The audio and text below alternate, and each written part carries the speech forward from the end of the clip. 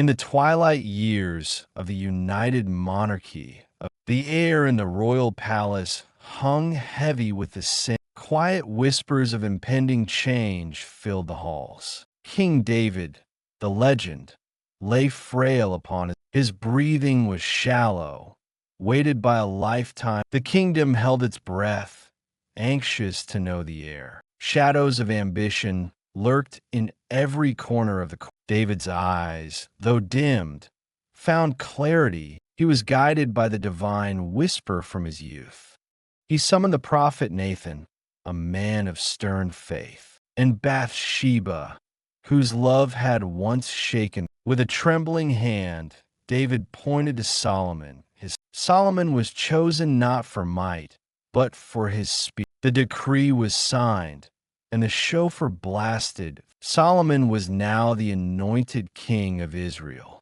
The mantle passed from a warrior father to a son of peace. Solomon ascended the steps to the ivory throne. He felt the heavy gaze of the tribes upon him. He carried the legacy of a blood-stained crown. Seeking to sanctify his rule, Solomon traveled. The ancient tabernacle stood under the vast desert sky. The smoke of 1,000 offerings rose into the night. A pillar of devotion bridged the gap to the divine. That night, the boundaries of reality dissolved. A voice like rushing waters asked him what he desired. Solomon felt the immense weight of ruling. He did not ask for the heads of his enemies. He did not ask for gold or a long life. He bowed his head and whispered a plea for understanding. He asked for a mind to discern good from evil.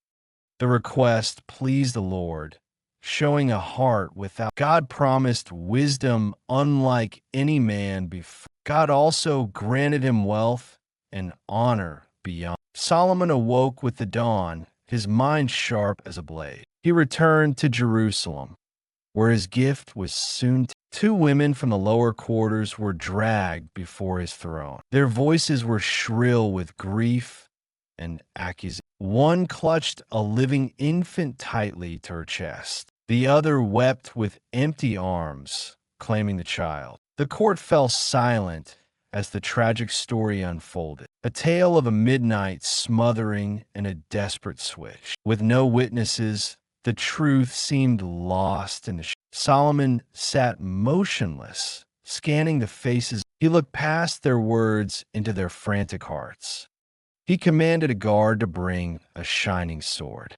The crowd gasped in horror at the king's order. He ordered the living child to be cut in two. The sword was raised, singing through the tense air. The true mother screamed for the executioner to stop. She begged for the boy to be given to her rival. The liar, consumed by bitterness, shouted. She declared neither should have him if she could not.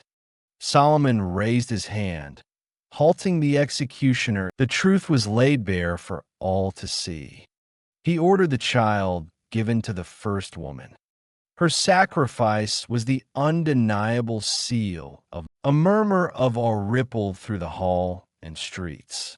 The people realized their king spoke with God's wisdom. Solomon then initiated the construction of the. He formed an alliance with Hiram, king of Tyre. Fine cedar would floated down the coast on great rafts. Quarries echoed with the sound of chisels and hammers. Laborers cut massive stones to perfection. Inside, the air was thick with gold dust.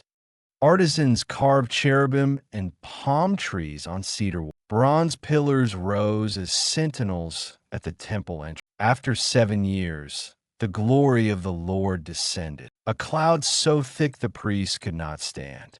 The fame of Solomon's kingdom traveled across trade. The Queen of Sheba heard tales she thought were exaggerated. Driven by curiosity, she organized a map. She arrived in Jerusalem with gold, stones.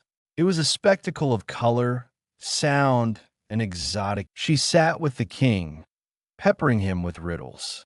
Solomon answered every query, unraveling. He revealed knowledge of botany, architecture, she praised the God of Israel and gifted him gold.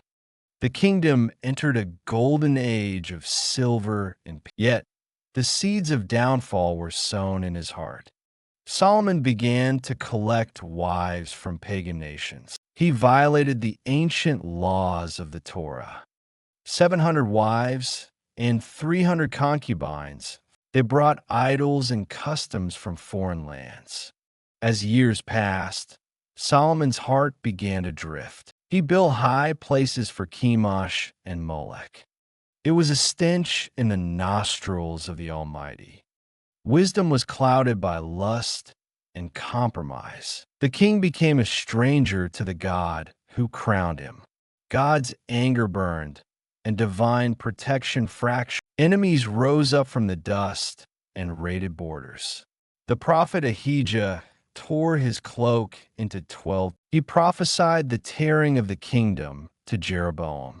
Solomon spent his final years in the shadow of paranoia. In his study, he penned his final, somber reflection. He saw his achievements as vapor, chasing after. He wrote that without God, all endeavor is mean. He concluded the whole duty of man is to fear God. King Solomon slept with his fathers in the city of David. He left a legacy as complex as his life is a monument to potential and frailty. Wisdom is not a possession, but a path to walk. The words of the teacher call us back to true meaning. Please subscribe and like to keep these stories alive.